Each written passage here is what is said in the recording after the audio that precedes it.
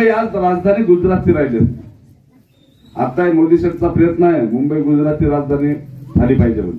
मुंबईमध्ये एक मन आहे, मुंबई तुमची भांडे घासा आमची.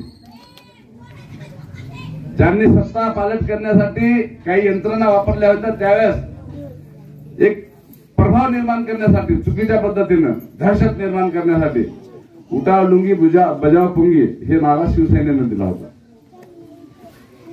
आणि ज्यावेळेस विद्यापीठाची मागणी मांग करत होते त्यावेळेस त्यांचं म्हणणं होतं घरी नाही पीठ आणि काय मागतं विद्यापीठ. हे इतिहास आहे. गोड गोड बोलणं मत घेणं. आता आपले म्हणतात आपण 5,000-500 रुपये विकतो आपणच देशातले सर्व विकायला लागले. आता साहेबांनी 50 कोटीला मत विकलं, आमदार साहेबांनी खुले. म्हणजे ही जी परिस्थिती आहे हे परिस्थिती सांगण्याचं धाडस करणं म्हणजे आपण अण्णाभाऊ साठेची अनुयायी.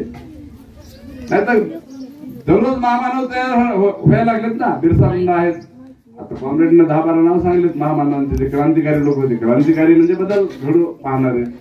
चुकलेल्या चेहऱ्याच्या माणसावरच्या चेहऱ्यावर हसू कसं येईल यासाठी प्रयत्न करणं म्हणजे क्रांतिकारक, क्रांतीच्या दिशेने वाटचाल करणं.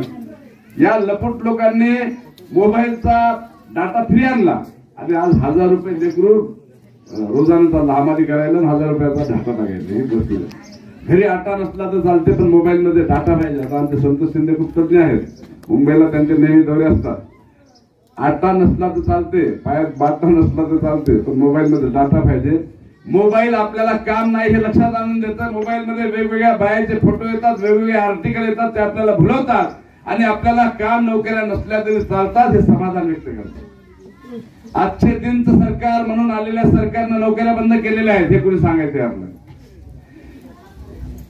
अगोदरच्या म्हणजे 15-20 वर्षाच्या अगोदर चपराशी म्हणून लागलेल्या 4थी पास झालेल्या माणसाला 60,000 पगार आहे आणि आपल्या बाजूच्या PhD झालेल्या माणसाला 12,000वर काम मिळत नाही. आता आमच्या नामदेवदाजीला माहित आहे, BEd झालेलं आहे त्यांचं. ही परिस्थिती नाकारणारे निर्माण करणारे कोण आहे त्याचा शोध अण्णाभाऊ साठेंनी भगतसिंग, सुखदेव, राजगुरू, जतीनदास, मंगल पांडे, अमर शेख या लोकांनी त्या काळात घेतला.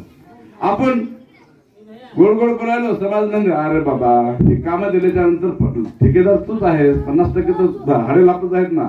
हे विचारण्याची धमक ज्यावेळेस या चिमुकल्यांमध्ये येईल त्यावेळेस त्या आपल्या जयंतीला आणि त्या सर्व कार्याला अर्थ आहे.